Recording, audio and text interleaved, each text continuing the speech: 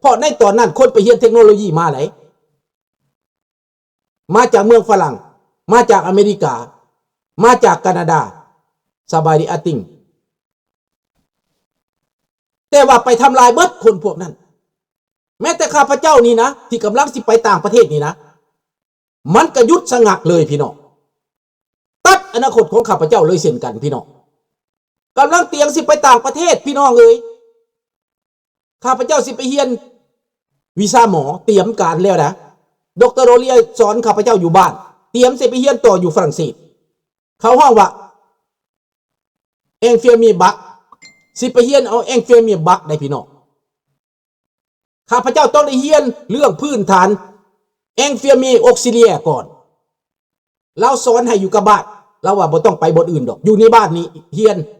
คอยสิให้เอกสารให้เดวัวเจ้าเฮ็ดตั้งแต่ปี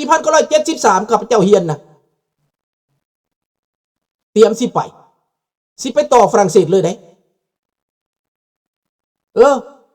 ต้องเอาพื้นฐานให้มันครบมันเก่ง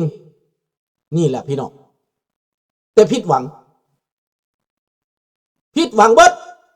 มันเข้ามาแล้วติงบ่ได้เลยบาด1975แล้วเบิดนี่แหละข้าพเจ้าเสียใจเท่าฮอดคู่มือนี้มันตัดมันบั่นทอนอนาคตของเฮา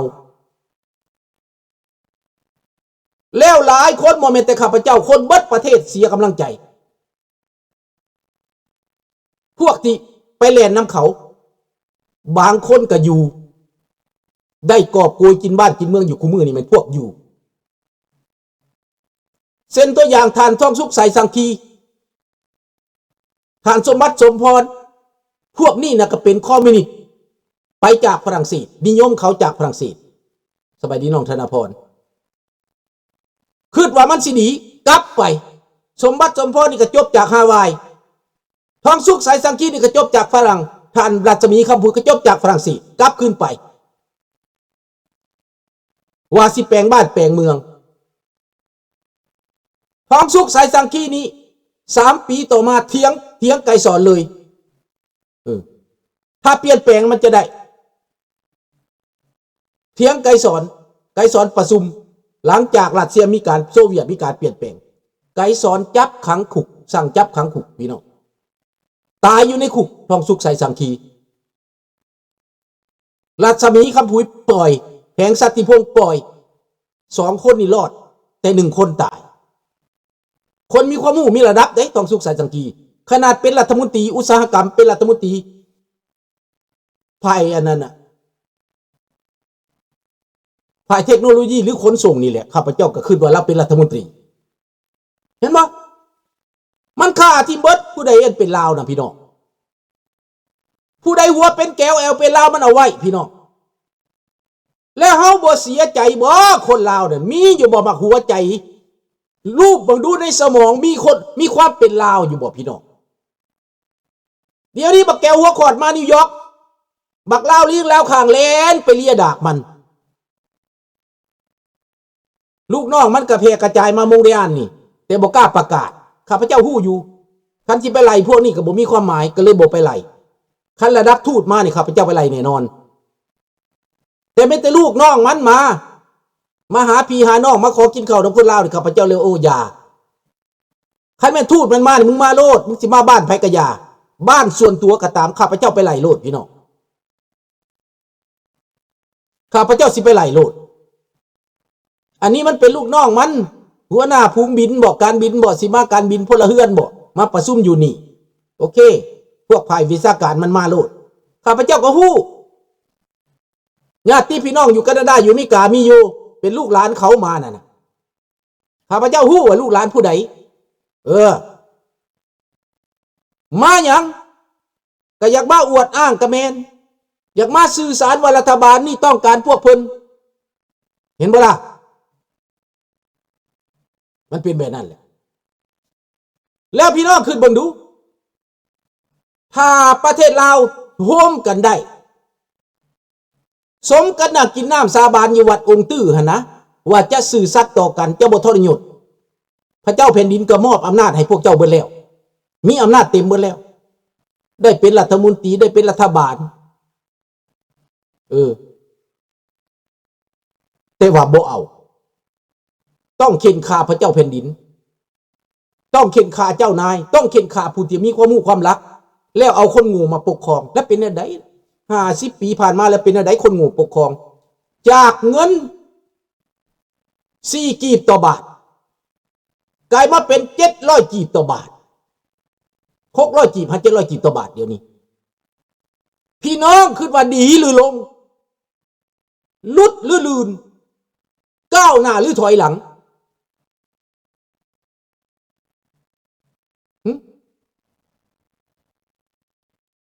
มันก้าวหน้าหรือถอยหลังจาก4 กีบต่อ1 บาทเดี๋ยวนี้กลายเป็น700 กีบต่อ1 บาทพี่น้องสิเลือกเอา4 กีบต่อ1 บาทหรือสิเลือกเอา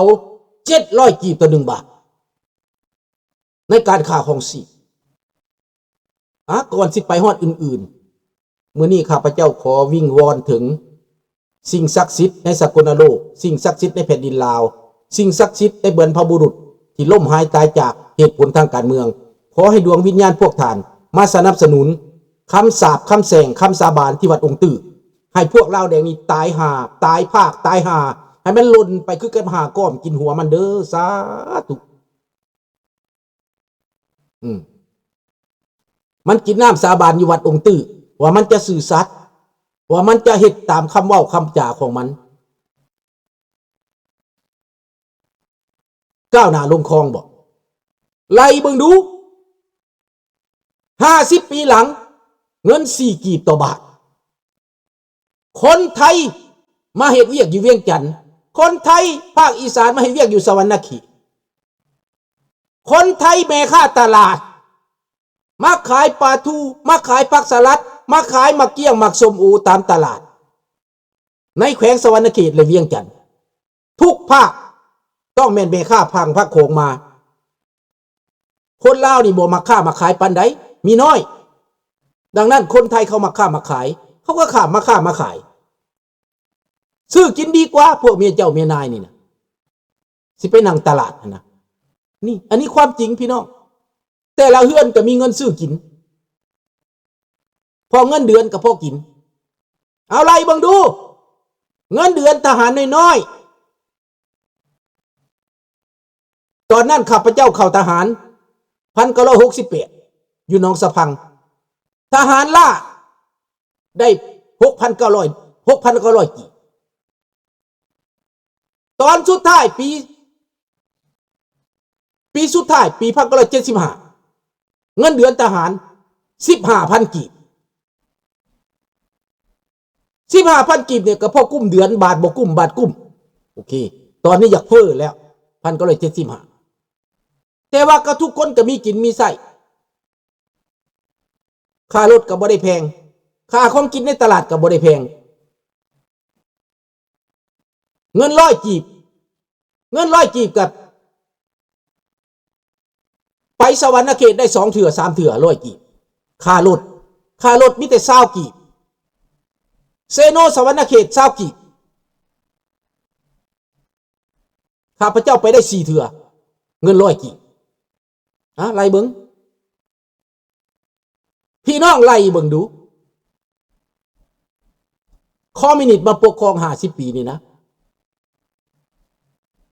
อันนี้แหละข้าพเจ้าอยากเปรียบเทียบให้ลูกให้หลานได้เห็นกับตาชัดๆเลยแหละแล้วอยากตอบพวกที่ว่ามันว่ากระย้อนบ่ดีเห็นแล้วเขาจังคนล่มว่าซ่านแล้วคนเราในสมัยก่อนนักเรียนประท้วงเย่ไล่เจ้าไล่นายแล้วไปเอารถทางรถซาเข้ามาถามบ่ทหารเขายิงบ่เขาได้ฉีดน้ำใส่บ่เขาได้ไล่ตีบ่มีบ่พี่น้องทหารพระจักรลาวแต่ก่อนได้เห็นบ่แบบนั้นตำรวจพระจักรลาวได้ไล่ตีคนบ่คันคืออยู่เมืองไทยเนี่ยถือไม้ค้อนสั่นด้ามกระบองเขาแล้วคันคืออยู่ประเทศอื่นก็ถือด้ามกระบองเขาแล้ว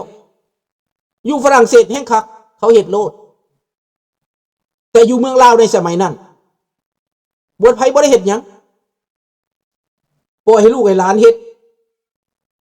บ่ได้กีดกันนี่หยังเห็นบ่ล่ะให้พี่น้องเบิ่งดูคิดพิจารณาเบิ่งดูพี่น้องความป่าเถื่อนแตกต่างกันคู่มือนี่บ่ทันอ้าปากจับแล้วคิดว่าสิเฮ็ดซื่อๆก็จับแล้วออกมาเว้าความจริงก็ไล่จับแล้วเห็นบ่ความแตกต่างกันน่ะแล้วเจ้าสิเลือกกันได้50 ปีแต่ก่อนบ่ได้เป็นนี่คิดว่าหน้าองค์ตื้อทำงานแล้ววัดองค์ตื้อทำงานแล้วประชาชนที่ซ้ำเหนือสาหัสทุกด้านย้อนคุดคนแห่ท่านอย่างหลวงหลายคนซ้ำเหนือกับเป็นคนที่พวกต้านเขาก็มีพวกมักเขาก็มีตัวรักตัวการที่ก็เป็นคนซ้ำเหนือนั่นแหละเป็นแกนนำนั่นกะสิแม่นเฮาก็บ่อยากซ้ำเติมกันได้พี่น้อง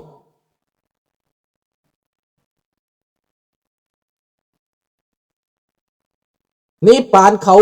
ฟื้นระบอบกษัตริย์คืนหลังจากประท้วงสำเร็จกะสิแม่นดีหั่นแหละข้าพเจ้าว่าดีแต่ว่ากษัตริย์ก็ต้องปฏิรูปคือกันเด้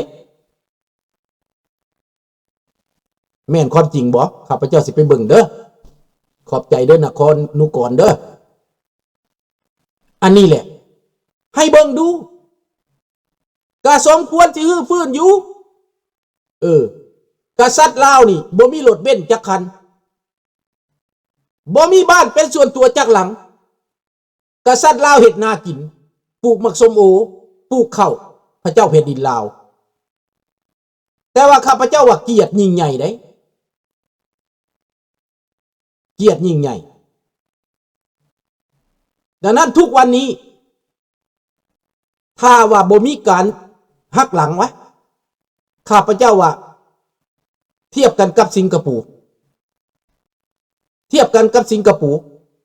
เป็นอย่างเพราะตอนนั้นคนลาวมีความรู้หลายข้าพเจ้าเชื่อมั่นในรุ่นอ้ายข้าพเจ้าสมัยก่อนไปเฮียนนี่เก่งเบิดไปเฮียนจบจากซอกบอนก็มีจบจากเวสต์พอยต์ก็มีจบจากแซงเซียก็มีนายทหารจบจากแซงเซียมีหลวงหลายไพ่มากและความรู้ก็เก่งรุ่นอ้ายข้าพเจ้านี่เกือบว่าทุกคนได้ภาษาฝรั่งเศสอังกฤษถ้าข้าพเจ้าได้ต่อก็สิได้คือกันเห็นบ่ล่ะมันเป็นแบบนั้นพี่น้องจบจากแซงเซียมานี่ภาษาฝรั่งเศสละเอียดพี่น้องรุ่นอ้ายรุ่นพี่ข้าพเจ้าเก่งเบิดข้าพเจ้าก็นำตัวอย่างอันนั้นแหละข้าพเจ้าเบิ่งรุ่นอ้ายข้าพเจ้านี่ผู้ใดก็เก่งเบิดข้าพเจ้าก็อยากเป็นคือข้าเจ้าเวลาข้าพเจ้าเฮียนนี่รุ่นอ้ายข้าพเจ้ามาเฮียนมาจากฝรั่งเศสมาจากอเมริกาเอาปึ้มมาจ่ายเอาปึ้มซื้อปึ้มมาเพราะว่าอยู่บ้านเฮามันขาดปึ้มตำราเฮียนขาดเรื่องการอ่านปึ้มสิมาอ่านนี่นะเพราะให้มันเรียนไหลนี่บ่มีเฮียนแต่ตั้งแต่ป.3 ป.4 กับปึ้มบักลีนั่นแหละเห็นบ่ล่ะดังนั้นข้าพเจ้าเชื่อว่าระบอบการปกครองถ้าดำเนินมานะเฮ็ดตามพระมหากษัตริย์เฮ็ดตามเจ้าชีวิตเพิ่นสั่งนั้นสบายดีเซโนA53คนจะเจริญบ้านเมืองจะเจริญประเทศเฮานี่จะได้รับการเคารพเห็นบ่ล่ะเงินจะได้รับการนับถือเจ้าสิเอาเงินที่ไปเป็นเจี้ยที่คนบ่นับถือนี่วะเงินก่อน1975ไปประเทศใดใส่ได้เบิดแต่เงินพวกหมาพานอันนี้ออกจากชายแดนไปบ่ใส่บ่ได้เห็นบ่แม่นบ่ท่านวีรชนใส่บ่ได้ไปเมืองไทยเขาก็บ่เอาเงินกีบนี่นะเงินพวกซัวนี่นะตั้งแต่ก่อนเงินพระจักรลาวเงินกีบเนี่ยนะไปเมืองไทยเขาก็เปลี่ยนให้